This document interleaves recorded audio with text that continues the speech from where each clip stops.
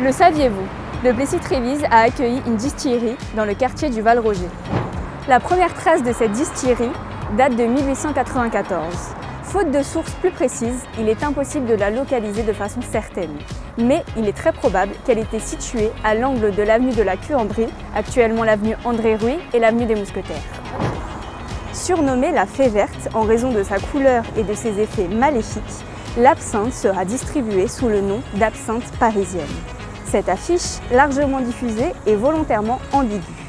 Elle représente une femme, habillée en vert, la fée verte, devant une bouteille d'absinthe géante, tenant un verre plein dans une main et la main d'un médecin dans l'autre, ce qui induit forcément un produit bon pour la santé. L'absinthe fut l'apéritif des Français au XIXe siècle. Elle représentait 90% des apéritifs.